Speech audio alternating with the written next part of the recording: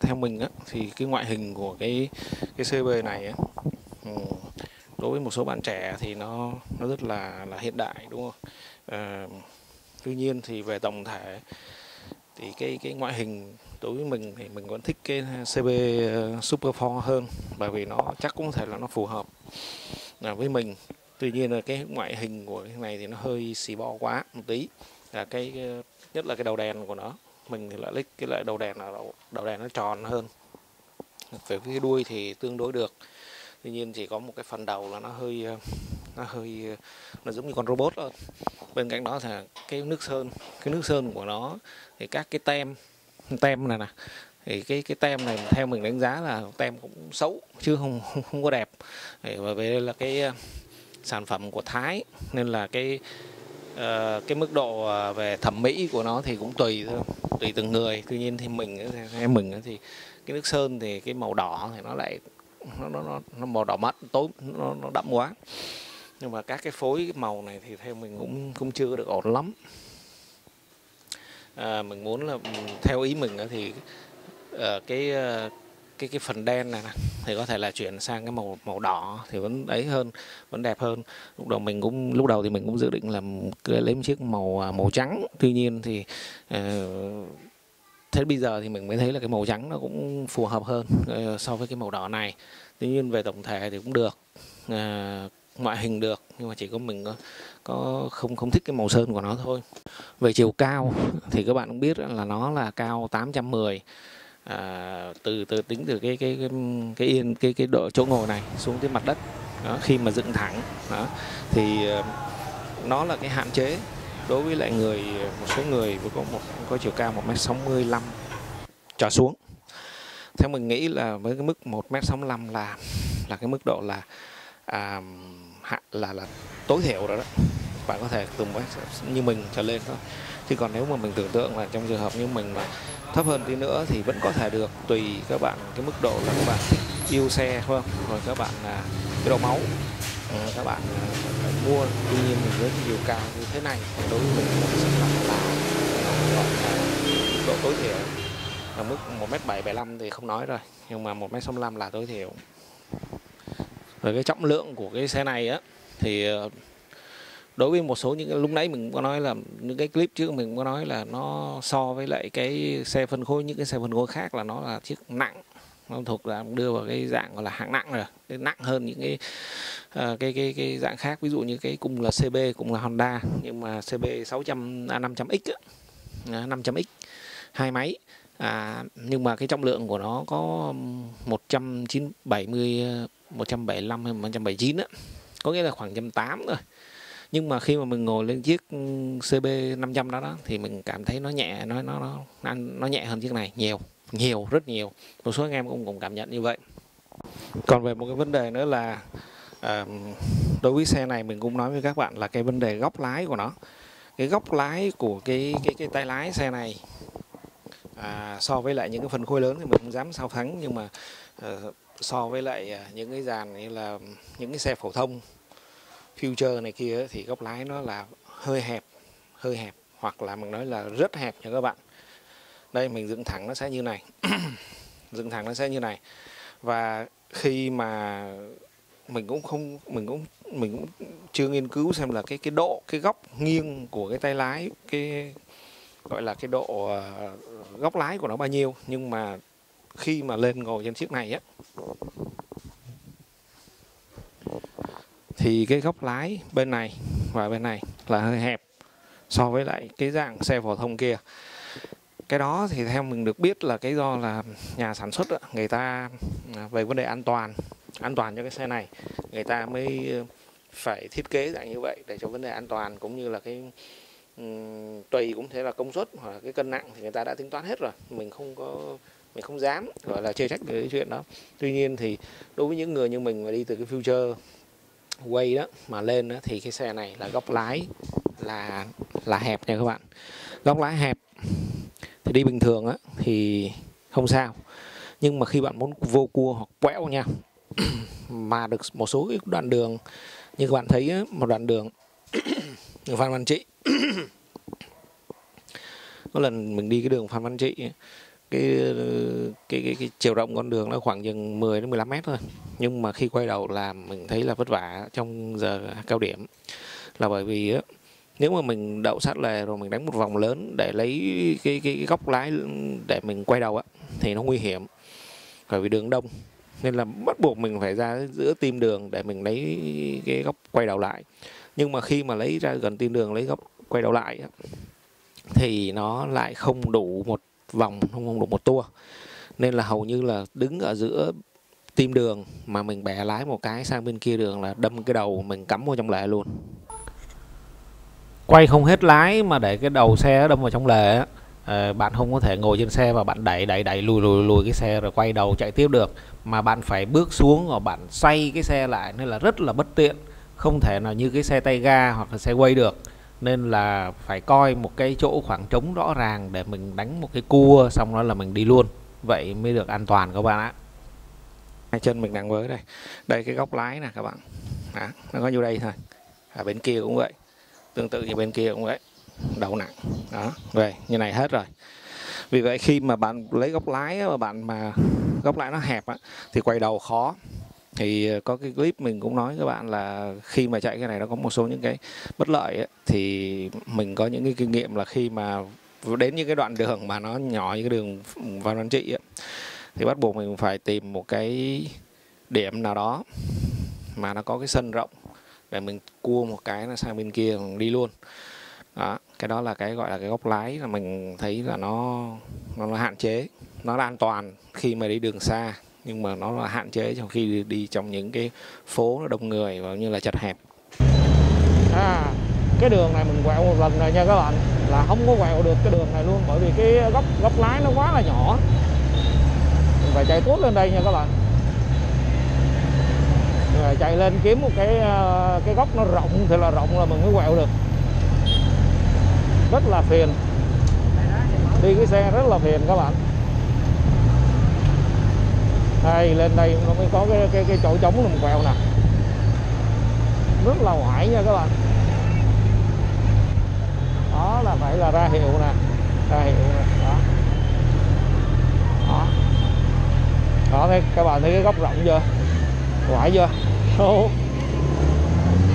Đó, đi cái đường khoảng chừng 5-7 mét này là coi như không có quẹo được, mình phải đi kiếm một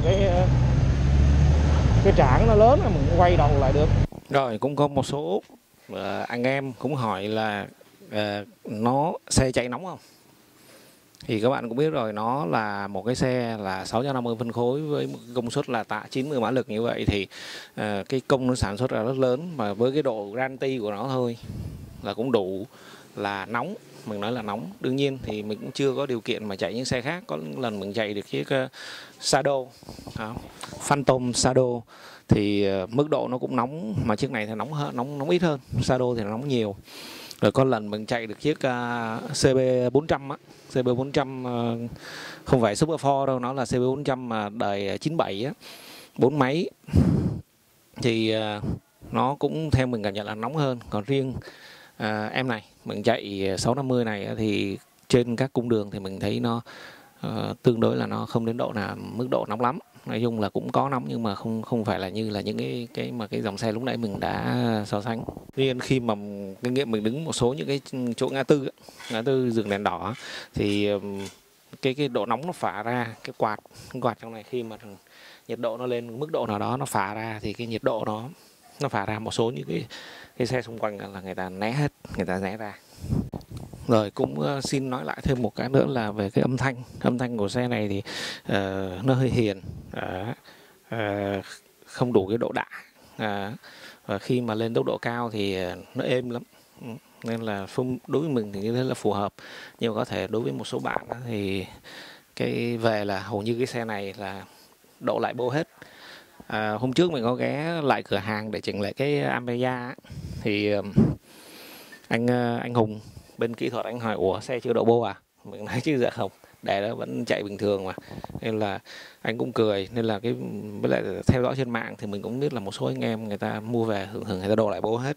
Đối với mình cái bô như này với cái tuổi này đi trong đường phố rồi trong hẻm thì chấp nhận được, như vậy là tương đối. Nó còn một cái hạn chế nữa là thế này, là treo đồ, các bạn biết rồi đó, là nó không có móc treo đồ. Khi mà bạn đi cái xe này là không có treo đồ nha. Nếu cần là bạn phải mua cái thùng đằng sau để bạn để các cái đồ đạc, hoặc là bạn để ra cái yên đằng sau rồi lấy dây thun ràng lại. Nên là cái hạn chế là hầu như là khi mà đi cái chiếc này là mình phải mang thêm một cái ba lô theo, để này gồm áo mưa rồi cái giấy tờ ví dụ vậy, rồi một số những đồ dụng cá nhân đó.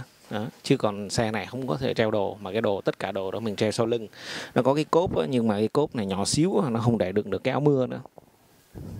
Ngoài cái vấn đề treo đồ ra thì nó còn có một số những cái như là cái khi mà gửi xe nó có thế này, là đối với cái xác xe nó to như thế này, khi bạn đi gửi vào các cái bãi thì thường thường là người ta tận dụng những cái không gian dữ lắm. Nên là cái xe này mà gửi thì thường thường là mình sẽ để vào đằng trước hoặc những khu vực nào nó trống, chứ không thể nào mà đưa vào những cái chỗ như là những xe phổ thông được đó. Hồi xưa thì mình có những cái quan niệm là nhìn những cái xe mô tô này nó để sao mà nó để trưng binh giữa đường, nhìn thấy bố láo, nhưng mà không phải đâu các bạn. Thực ra là khi mà người ta dắt xe, nếu mà gửi vào trong bãi thì cái mức độ là nó nặng, người ta dắt ra rất nặng, nên là phải thông cảm. Bây giờ mình đi mình mới biết được là khi mà gửi xe thì thường thường là mình phải nhắm đến một cái chỗ nào nó rộng để dễ khi mà mình lấy xe. Thứ nhất là người ta không có chen những xe xung quanh. Thứ hai nữa là để cho là khi mà lấy xe nó dễ dàng, chứ không phải là người ta ngang ngược hoặc là người ta thể hiện người ta để cái xe giữa đường như vậy, không phải đâu các bạn. Nó là do là bởi vì khi mà xoay sở cái xe nó rất là khó khăn.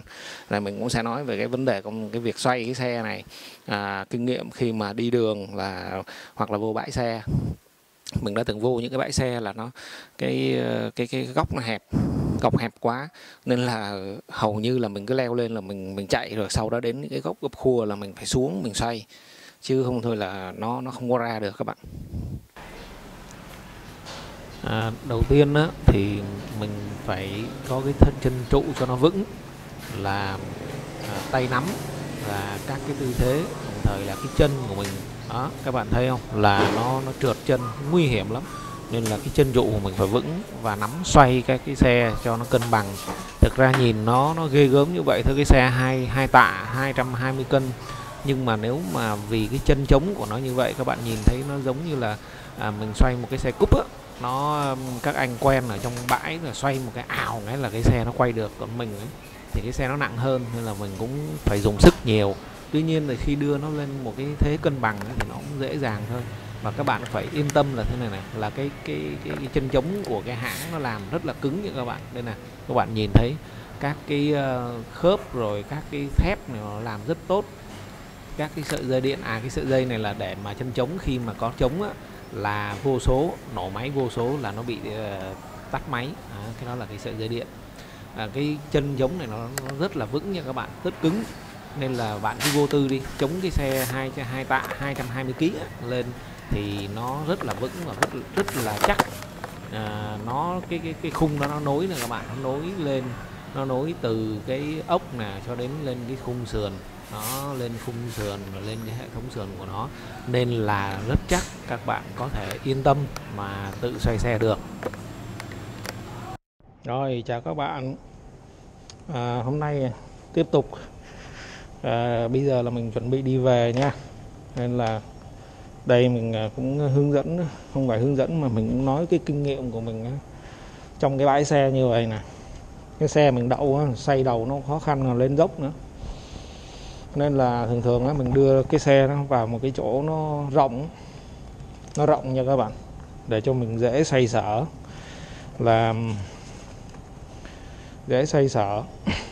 Đầu tiên là cái đây áo mưa, bây giờ mình phải làm như vậy này các bạn, áo mưa nè. Bây giờ cái xe mình đây á, thì đầu tiên là mình cũng phải là tránh cái đường ra của cái xe đó, tránh cái đường ra của cái xe này các bạn.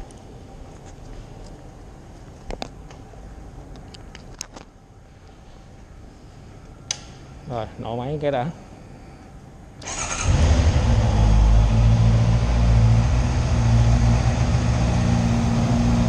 Xoay cái đầu nha, rồi xoay cái đầu nè.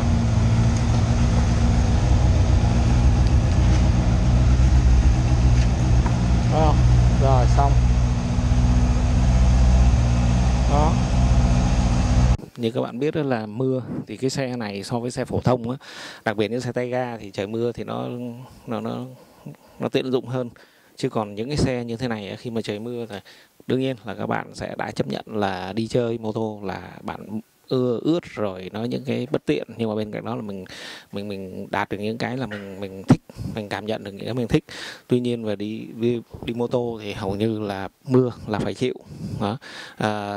Bạn chỉ có thể chỉ mặc áo mưa và áo thôi, chứ không lẽ đứng ra ngoài đường mình mặc luôn cái quần cũng kỳ. Nên là đi mô tô thì hầu như là chấp nhận là cái việc ướt từ cái bụng trở xuống. Đó, cái chuyện đó là chuyện bắt buộc, chúng ta muốn chơi thì phải chịu khó thôi. Ngoài ra là mình cũng thấy bất tiện, nó có cái này nữa là nhà sản xuất á, là mình không hiểu sao mà tới đây, ví dụ như là có thể là người ta sản xuất ra cái dè như này, nhưng mà hình như tới đây nó hết nhựa nè, coi như là nhà sản xuất là không có nguyên liệu, hết nhựa hay sao. Đáng lẽ người ta là theo tôi, nhưng mà theo mình là coi như là cái tre này, cái dè này nè, nó sẽ xuống này khoảng chừng 20 cm nữa, hoặc là cùng lắm là 15 cm nữa, để chi, để nó che bớt cái sừng nó bắn lên. Thì bạn biết rồi, cái tiết diện bề ngang của nó rất lớn, và thêm cái nữa là cái bánh lớn mà, nên là nó 120 lận, sau 180, hôm nay 120. Thì khi cái tiết diện nó lớn vậy thì khi đi sình văng là hầu như là sình vô đây hết nha các bạn, vô đây hết. Chắc 100% anh em khi mà mua xe về hầu như là cũng phải làm cái này các bạn. Chứ lúc nãy mình cũng có nói là cái dè đi, cái chắn bùn này đến đây là nhà sản xuất người ta hết nhựa, chứ không thôi là có nhựa là nó xuống làm thêm gang nữa rồi, thì nó sẽ bớt sình nó văng vào bô, với lại đặc biệt là cái tản nhiệt này đó, các bạn thấy nè, nhìn các cái tản nhiệt là thấy cái đi là hầu như là sình vô đây đầy, vô đến cái cổ luôn nha, rồi bắn ngược lên trước luôn, cái chuyện đó là đương nhiên. Nên là xe là hình như là đại ca mình á, hầu như là xe là chiếc nào cũng vậy, về cũng phải độ lại cái này. Thứ nhất là sợ là sỏi đá đó, nó văng lên là nó làm méo, nó hỏng cái tản nhiệt này. Thứ hai nữa là cái tre này đã thế, nó cũng giảm bớt những cái gọi như là vật cứng nó làm va và làm hư đó. Bên cạnh đó là hầu như là anh em thấy một số anh em thôi, nhưng mà theo mình thấy cũng nên gắn thêm những cái dè nó chắn xuống dưới này để hạn chế bớt sình nó văng, bởi vì cái điều kiện đường xá của mình là sình văng là chắc chắn là không thể tránh khỏi. Một cái hạn chế nữa là của cái xe này mình cũng xin nói thêm là nó cái chỗ tay nắm này các bạn. Cái tay nắm này bằng nhựa ở phía trên bằng nhựa, ở dưới nó là bằng một cái miếng nào đó mình không biết, nhưng mà nó rất là mềm, nên là mỗi lần có thể nếu mà bạn nhấc nó lên thì cái tay lái, cái tay nắm này nè, cái chỗ này nè, nó không có được chắc nha các bạn. Đó, nó kêu là lụp cụp nè các bạn, đó, lụp cụp nè.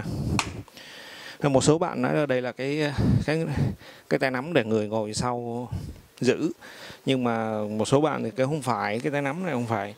Cái này thì là cái tay dắt thì không nói rồi, cái dây dắt thì không nói rồi, nhưng mà riêng cái này là cái dở nhất trên cái xe, là nó lụp sụp dữ lắm các bạn.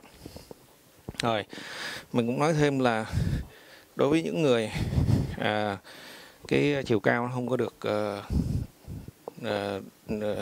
gọi là hoàn chỉnh, thì với kinh nghiệm mình thì khi mà chạy cái xe này thì không có ngồi, chúng ta sẽ không có ngồi bình thường như này được đó, mà chúng ta hầu như là chúng ta tận dụng cái phía trước này là nó nhỏ, rồi chúng ta sẽ ngồi sát lên, sát hết mức lên, sát hết cỡ lên, thì cái chân chúng ta sẽ chạm được mặt đất đó.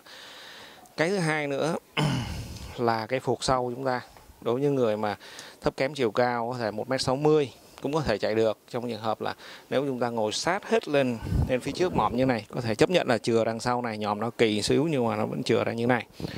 Là cái thứ nhất. Cái thứ hai nữa là về cái hạ phuộc sau. Rồi đây các bạn thấy không? Đó, mình chỉnh cho nó sáng lên xíu nè. Đây nè. Đây, hạ phuộc sau là cái này, nó có 7 cấp độ.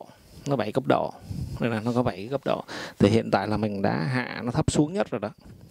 Để cho nó phù hợp là sao? Thực ra không phải là hạ đâu, mà là cho cái mức độ của cái lò xo này nè nó mềm nhất.